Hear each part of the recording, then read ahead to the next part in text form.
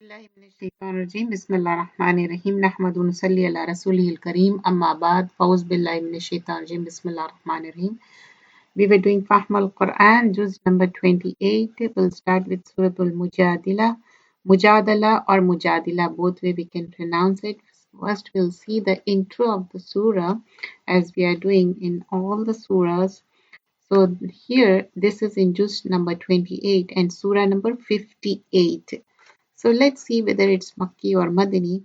The surah is Madani and it has 22 verses. Again, it's a short surah, Madani surah, and surah number 58. It's a Madani surah.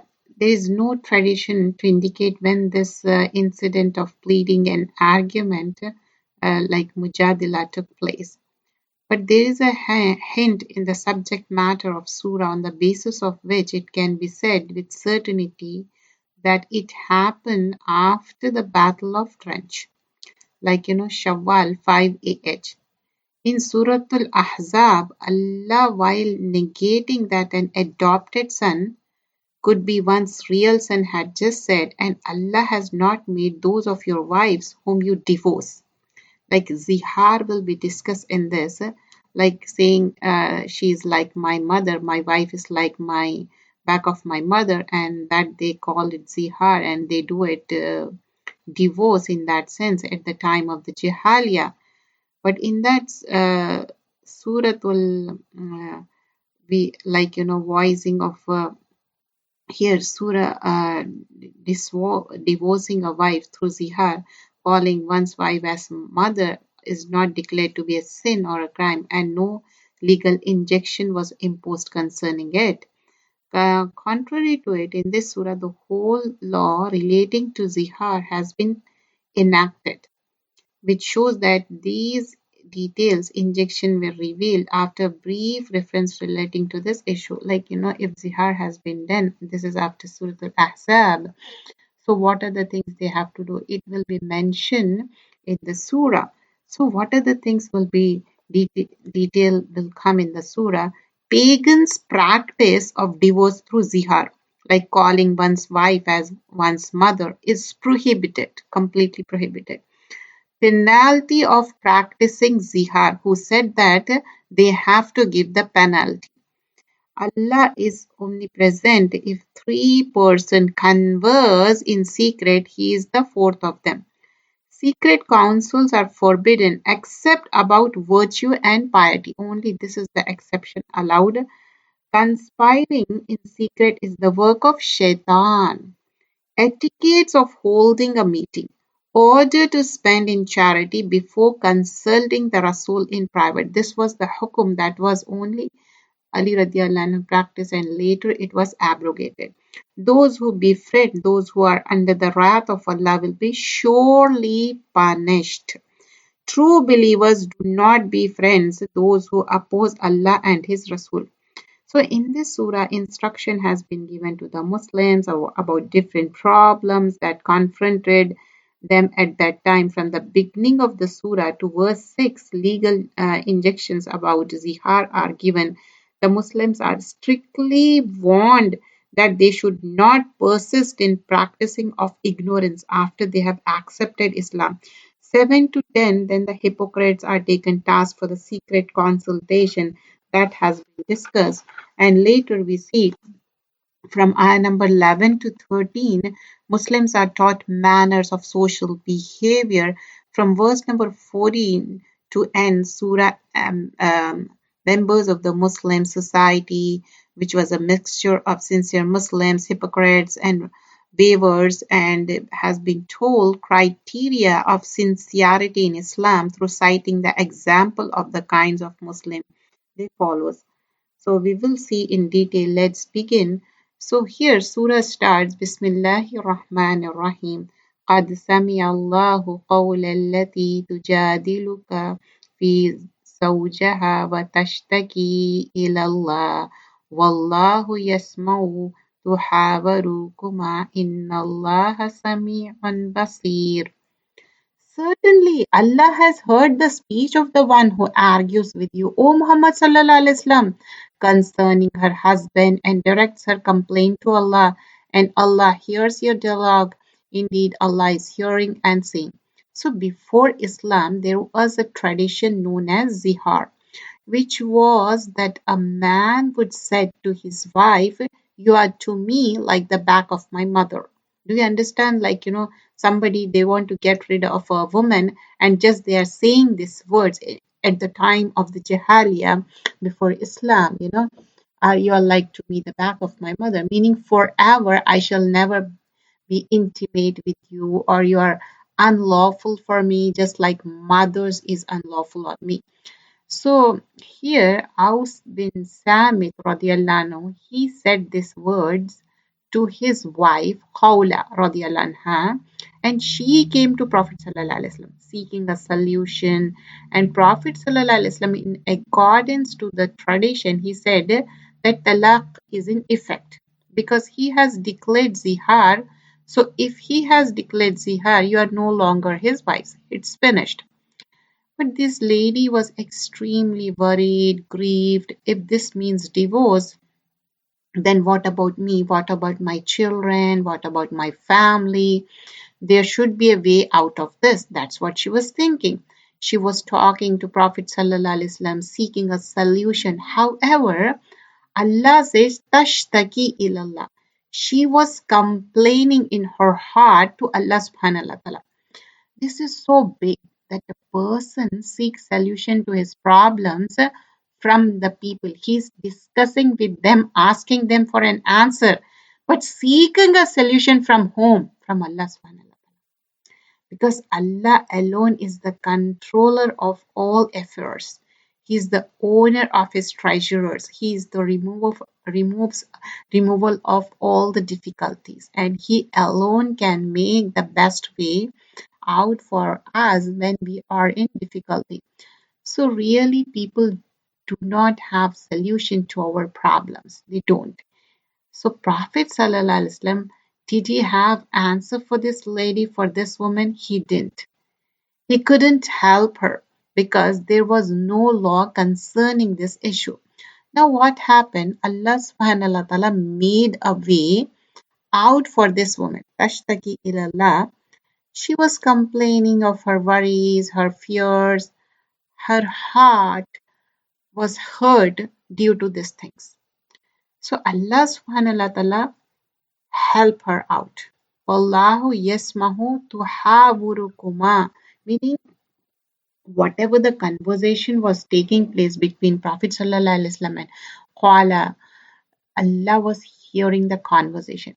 Inna Allah Samiyun Basir, Allah mentions two names over here to assure us that when we call upon Him, then He hears us. When we are in difficulty, He sees us. He knows our situation. Our state of affairs is before Him. So the one who hears us and the one who sees us, the one who knows our condition, hears our pleas. Then what should we should do? We should ask Allah subhanahu wa ta'ala. And here it says he's the owner of Rabbus Samawati wal Ard. Aisha radiallahu anha narrated, she said, "Praise be to Allah whose hearing encompasses all voices." The woman who disputed concerning her husband, the Mujadilah, she came to Prophet sallallahu alaihi wasallam when I was sitting in a corner of the house. You know how the houses, it was very small though. And the house of Prophet sallallahu alaihi wasallam was not that big. And she complained about her husband. But Aisha radiallahu anha mentioned here she didn't hear a single thing. She didn't hear it. And Allah revealed this ayah that Allah has heard her. So Allah is Sami. You understand how Sami is Allah subhanahu wa ta'ala? Allah listened to you. Allah listened to you. This shows us firstly that a discussion like this should happen in a softer voice. First of all, when a woman is complaining about her husband seeking a solution to the abuse that he has committed against her or to the disagreement that she has with him, how is it that she should talk about this issue? Not by screaming or yelling. not by raising voice or creating a scene. No, never. We see that this lady called radiallahu anha, how calm she is, how quietly she was discussing her problem with the Prophet sallallahu alaihi wasallam. Then Aisha radiallahu anha sitting in the same house, in the same room. She didn't hear anything. So remember, we have to be calm and we have to communicate, but in a better manner. Even though you are angry, you are upset, you are in grief, but generally, how is it that we complain? So negatively, so loudly, that even those who don't need to know about the problems, they will know. So when it comes to our family problems, a problem that may exist between a husband and a wife, it's necessary that they should be solved by husband and wife themselves. If the matter has become aggravated, it's so severe and so difficult that the two cannot see eye to eye and they cannot solve the problem themselves, then what they do? They go to third party. So who should it be? Every friend, neighbor, or anyone in the family? No. What it should be? One person, the person who can actually help. Not that every person you go to and talk to the problem and you end up with more problem. You understand? So those who can actually help, who will actually advise you and then do so in a way that is quiet, meaning don't publicize your issue. Have you heard? Don't wash your dirty laundry in front of others. That's what it is. Many times, what happens, a problem is little and it's blown out of proportion, literally blown out of proportion. Why? Just to seek attention and to look like victim and to appear to be innocent so that people take pity. Immediately, everybody turns against the other party. Then we can have what we desire. And also remember, the most people, what we learn from this incident is that most people who do listen to or complain also, what they can do? Nothing. Nothing they can do.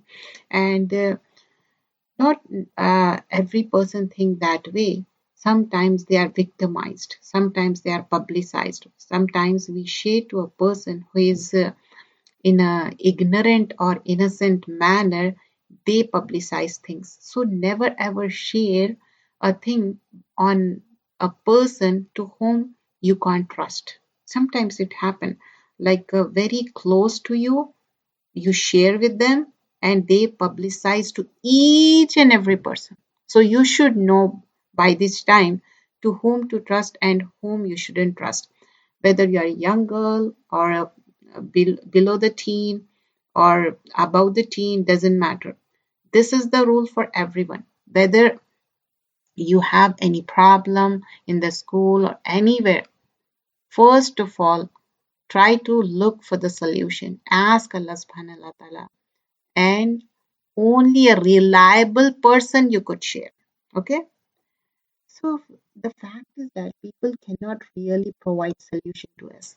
We can go and discuss with them, but real shikwa should be to who? To Allah subhanahu wa ta'ala. Look at the ayah. Tashtaki ilallah, to so complain to Allah before you complain to people. So remember, when we complain to people, the more the problem spread, the worse the situation becomes. And you see over here, Allah has preserved this Quran lesson for all women because there are many times when women find herself as mujadila, right? Fighting, arguing, disputing concerning her rights with who? With her husband or with the children, with the family. She says something with the husband, wants something else. So in this situation, what can you do? Tashtaki ilallah, complain to Allah subhanahu wa ta'ala. But remember, you can complain, but not in a negative manner and not displeasing Allah subhanahu wa ta'ala. You have to remember that. You know, many times women struggle concerning halal income, that husband doesn't agree what she meant to do. Go tell the whole world? No. Sometimes husband, they don't pray regularly. Sometimes husband, they involved in the mortgage. Sometimes, like, many wrong things, husband get involved. Maybe vice versa also. I can't just tag just particular spouse, only husband. It can be vice versa, wife also. Sometimes wives, they incline towards mortgage, they inclines towards haram. They say, oh, nothing happens. Everybody is taking, let's take it, let's do it. Nothing will happen. So it's not about that. What is right, we have to do that. So here, what we learn from this, we have to tell Allah subhanahu wa ta'ala and the person to whom we can trust, and they can take out the solution. And Rasulullah sallallahu alaihi wasallam, before she left, Wahi came and we got the solution, and solution was shared with us, and it's in the next ayah. Let's see. Allazina yuzahiruna minkum minan nisa'ihim ma hunna ummahatihim. Those who pronounce zihar among you to separate from their wives, they are not consequently their mothers. Allah is clearly saying, no, they are not your mother. Okay, their mothers are none but those who give birth to them. Who are their mothers? Who give birth to them. And indeed, they are saying an objectional statement and a falsehood, but indeed, Allah is forgiving and merciful. Meaning, if they repent, then Allah too will forgive them.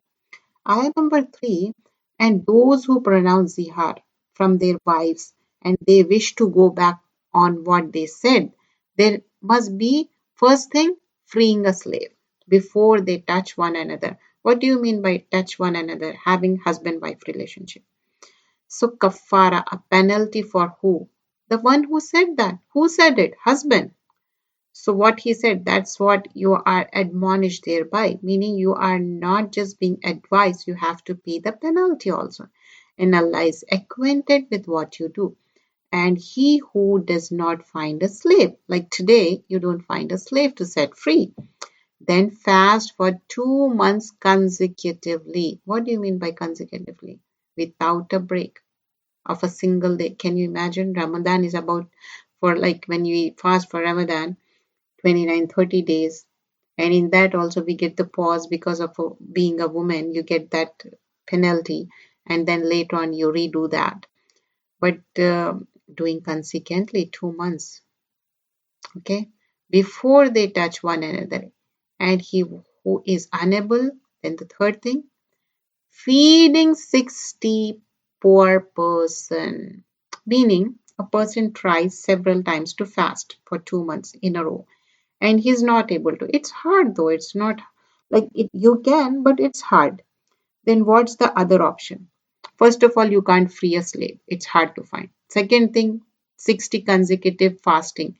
You find it hard. Third option is feeding a 60 people full meals. You understand? Feeding all 60 of them full meal. This is for you to believe completely in Allah and His Messenger. Those are the limits set by Allah, and for the disbelievers is a painful punishment. All of this for what purpose? To discipline the tongue. What we misuse the tongue. One who misuse the tongue. And this is for the spouse. And all of this for the purpose of disciplining the tongue, because the wrong use of tongue in marriage is very determinant. And this is detrimental, very detrimental.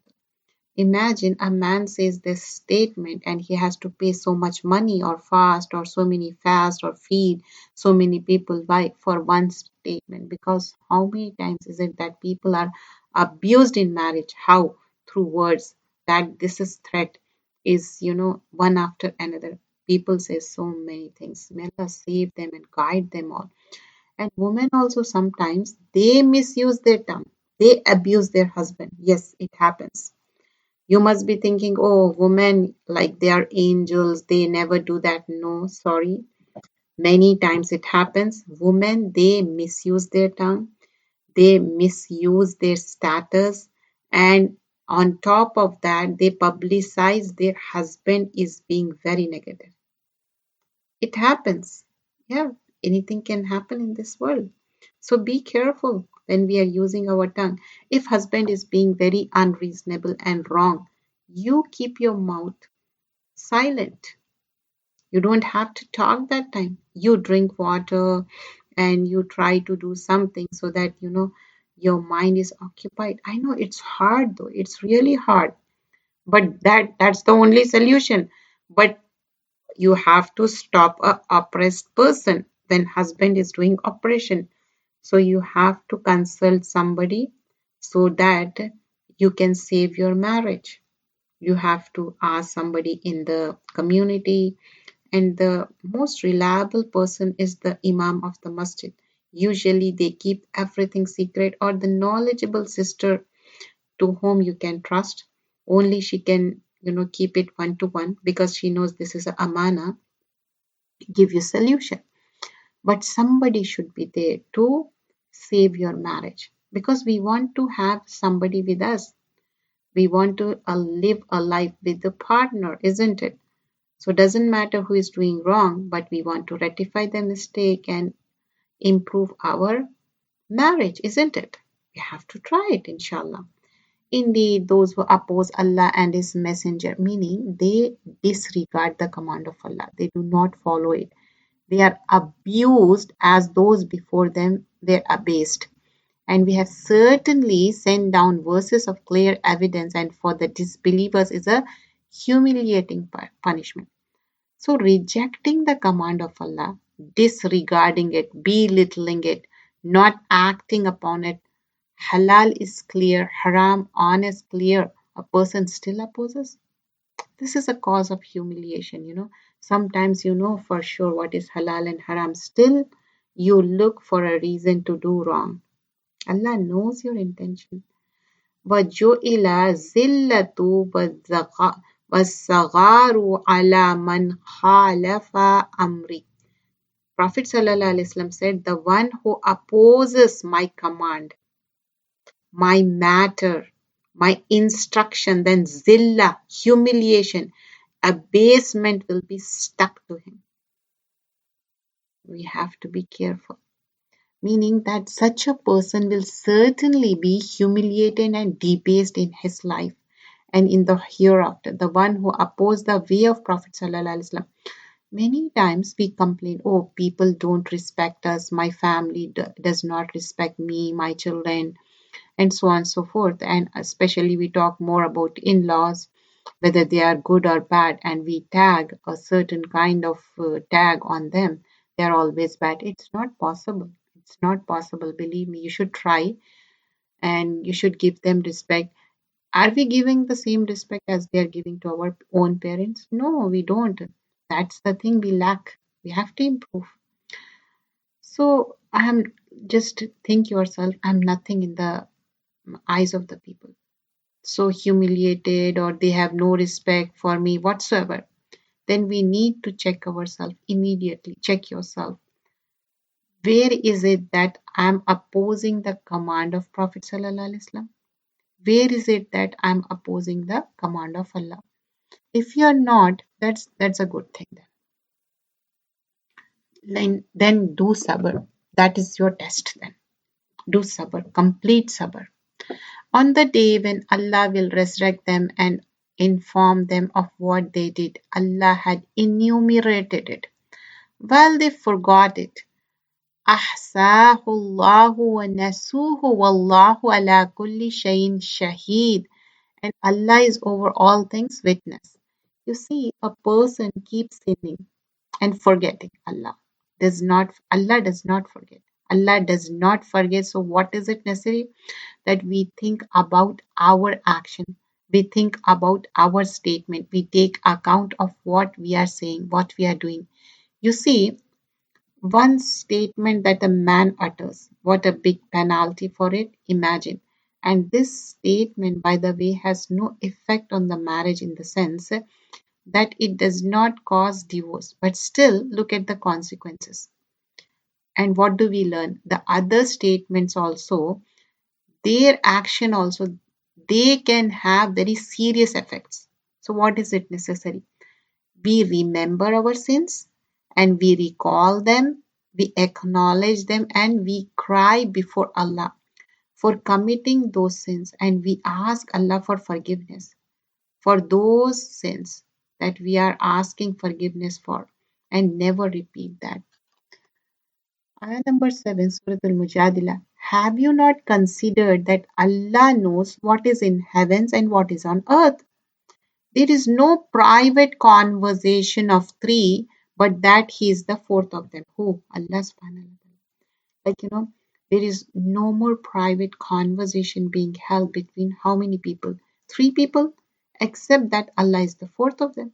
Meaning, a private conversation is never private. Yes, believe me, Allah is always witnessing.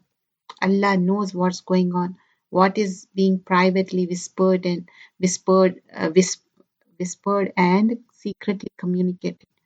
We whisper so much and secretly communicate, and sometimes, in front of people we do most of the time. That too, even some Quran class is going on, halakha is going on, Taraweeh is going on, still people do this. What is the command? Not there are five, but that he is the sixth of them, and no less than that, and no more except that he is with him in knowledge wherever they are. On the day of judgment, what will happen? Everything will be exposed. So the Takwir, ayah number 10, وَإِذَا صُحُفٌ نُشِّرَتْ, there will be publicized. It will be nashara. It will be open. Everybody can see. Then he will inform them what they did on the day of resurrection. Indeed, Allah is of all things knowing. Have you not considered those who were forbidden from private conversation? Then they return to that which they were forbidden and converse among themselves about sin and aggression and disobedience to the messenger. So here, when we are seeing Madani Surah, there will be hypocrites over here. In Makki Surah, there are only Mushrikeen and Muslimin. But here there is a third category, hypocrites. These are the hypocrites because they would talk to each other quietly, secretly.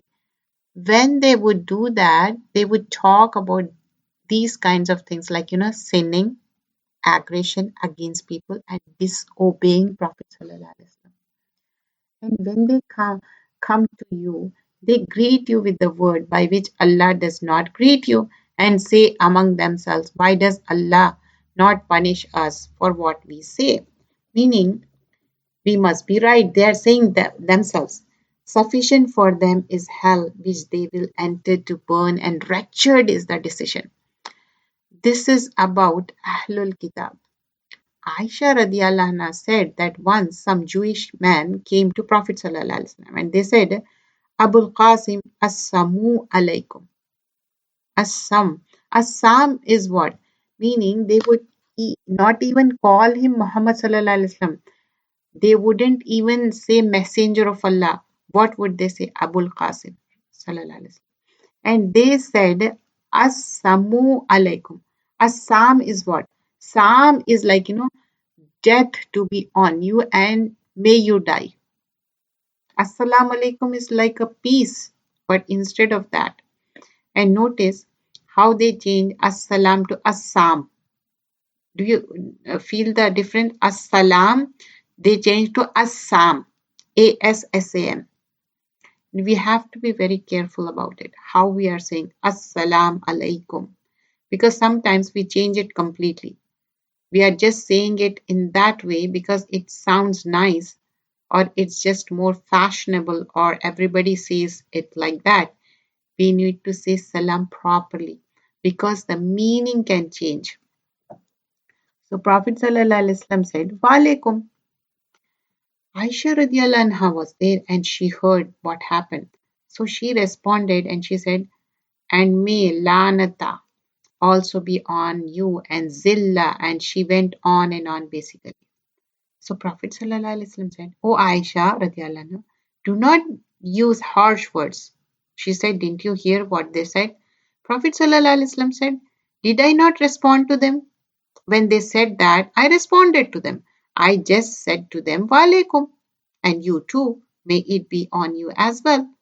So we see that they used to greet Prophet sallallahu alaihi wasallam like that, and enemies who openly display friendship, but inside they hate you. This is how they try to hurt Prophet sallallahu alaihi wasallam. Ya ayyuhallazina amanu, O you who believe, when you converse privately, Do not converse about sin and aggression and disobedience to Rasulullah sallallahu alaihi wasallam. Meaning, private conversation should not be about sin against Allah, aggression against people, and disobedience of Prophet sallallahu alaihi wasallam.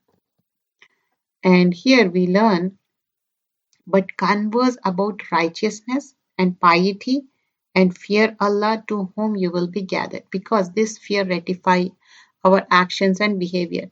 So privately you can converse. For example, you went to Masjid Islamic Center and somebody want to know like how much you are giving in charity. Like privately you are consulting a sister and saying, okay, you are using your card and you are saying, okay, this much money just put in the charity and use my card. So that's fine. There is exception. But in publicly, two people are talking, three people are talking, and they are planning against somebody. Oh, you know that somebody is having divorce. You know that that girl is this, that boy. You go on and on like sinning things. You are not supposed to do that. Private conversation is only from shaitan. Ayah number 10, Surah Al-Mujadilah. Private conversation is only from shaitan that he may grieve those who have believed. Because, excuse me, but he will not harm them at all except by the permission of Allah. And upon Allah, let the believers rely. Private conversation is from shaitan. Because those who exclude from this private conversation who they feel, how they feel, left out and sad. Even sometimes people they throw parties and they do that. Uh, If it is like really private thingy and they have to, that's fine. But always doing that, it's not right. So even if someone is whispering, excluding, you don't worry because they can't hurt you without the will of Allah. There's a hadith, Prophet ﷺ said, when you are three people sitting together, then no two of you should hold secret counsel, excluding the third person, until you are with some other people too, for that would grieve him. Don't make him or her feel left out. Don't do that. Why? Because the third person is going to feel bad about it. It's going to make him feel sad.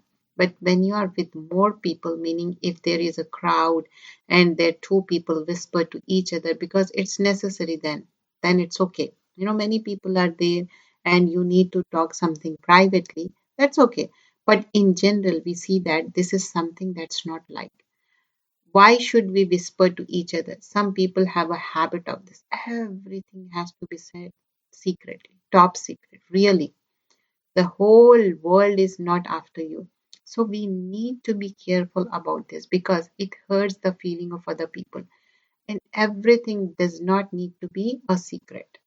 And number 11, O you who have believed, when you are told, space yourself in assemblies, then make space. Allah will make space for you. Ayah number 11, Allah is saying, when you make space for people, Allah will make space for you. So you have to make space for the people. How do you space yourself? By gathering yourself together so that you can make space for someone else. When you will do it, the Allah will make space for you. And when you are told arise, then arise. So we are supposed to do that.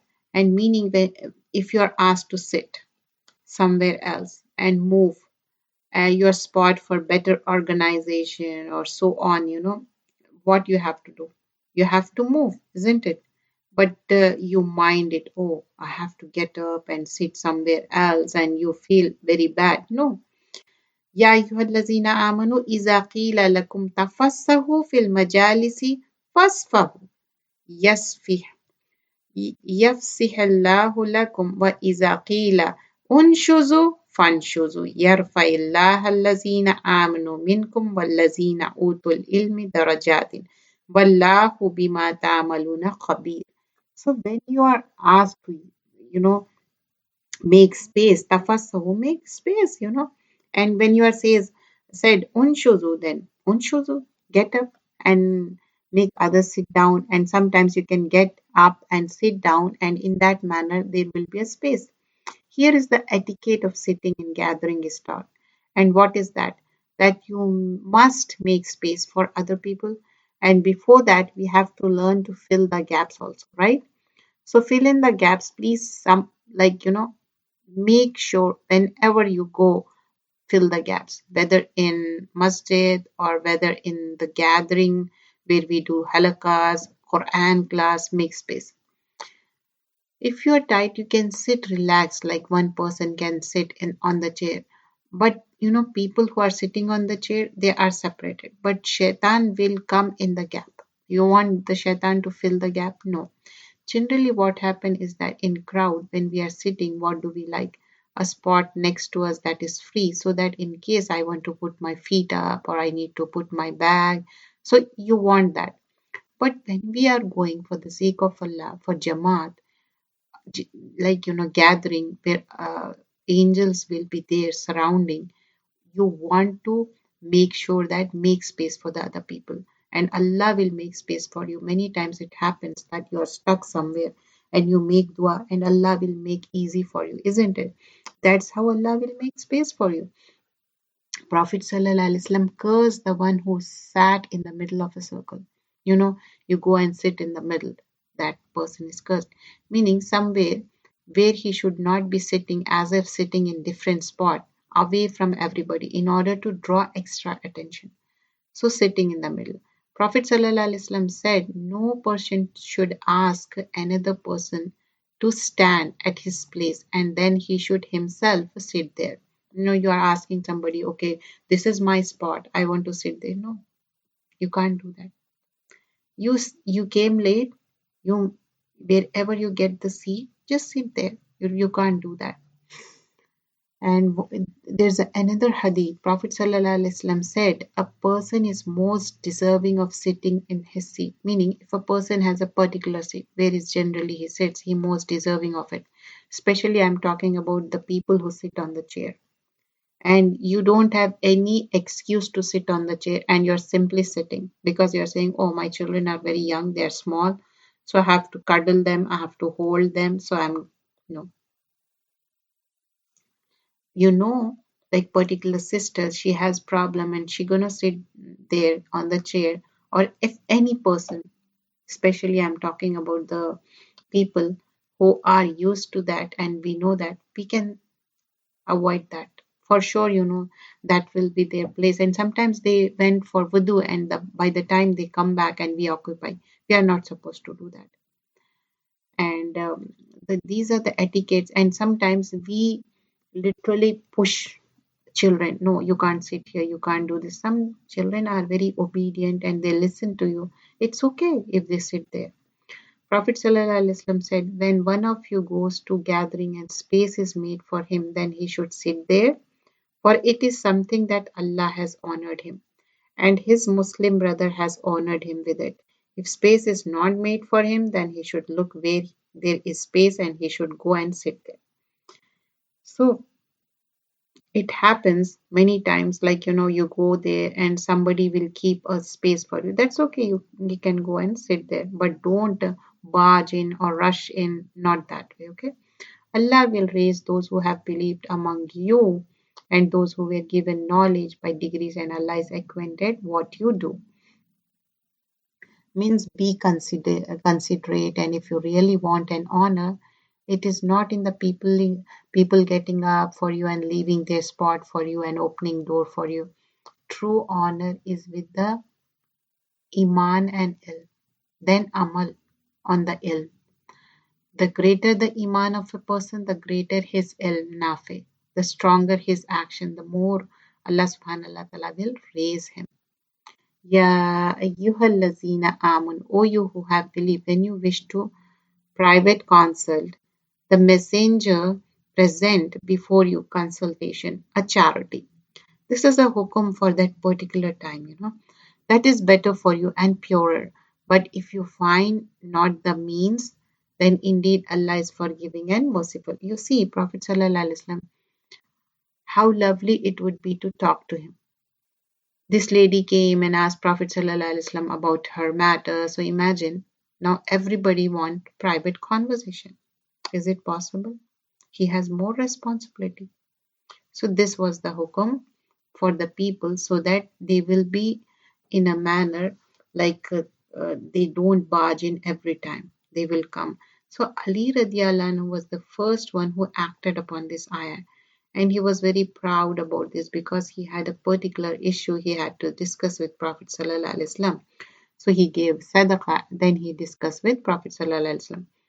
However, the majority of the Sahaba, they were hesitant, they got scared, they thought maybe they weren't allowed to do this anymore. So you understand, to organize them, and later on this was abrogated. Have you feared to present before your consultation charities? Meaning, what happened? Why you're so scared? This is just a sadaqah. You should be giving sadaqah anyway. So generally what happens, as long as something is free, we show willingness. But as soon as we have to pay something, we change our minds. So Allah is saying that. Then when you do not, and Allah has forgiven you, then at least establish, pray and give zakah and obey Allah and His Messenger. And this ayah is abrogated, the previous one, and Allah is acquainted what you do. So Allah is saying, so just for the sadaqah, you are not going to consult, just to make organize them. Allah, uh, you know, reveal that ayah. Have you not considered those who make allies of a people with whom Allah has become angry? This hypocrites befriending the Yahud because minded people come together. Have you ever seen in the community or even in the family, like-minded people, they want together. They are neither of you nor of them. How dangerous this is. And they swear to untruth while they know they are lying. Allah has prepared for them a severe punishment. Indeed, it was evil that they were doing. They took their false oath as a cover, so they averted people from the way of Allah, and for them is a humiliating punishment. Never will their wealth or children avail them against Allah at all. These are the companions of the fire. They will abide therein eternally. On the day Allah will resurrect them all. They will swear to Allah as they swear to you, and think that they are standing on something. Unquestionably, it is they who are the liars. You see, liars think their lies will work everywhere. Lying is the biggest sign of hypocrisy. And a person who lies here will try to lie on the day of judgment also. Shaitan has overcome them and made them forget the remembrance of Allah. Those are the party of Shaitan. Unquestionably, a party of Shaitan, they will be the loser. Indeed, the one who oppose Allah and His Messenger, those will be among the most humble, means humiliated, disgraced. Allah has written, I will surely overcome, and I, my Messenger. Indeed, Allah is powerful and exalted in mind. You will not find a people who believe in Allah and the last day having affection for those who oppose Allah and His Messenger, even if they were their fathers or their sons or their brothers or their kindred, those who He has decreed with their hearts faith and supported them with the Spirit from Him, and we will admit them to gardens beneath which rivers flow, wherein they abide eternally. Allah is pleased with them, and they are pleased with Him. Those are the party of Allah, unquestionably the party of Allah.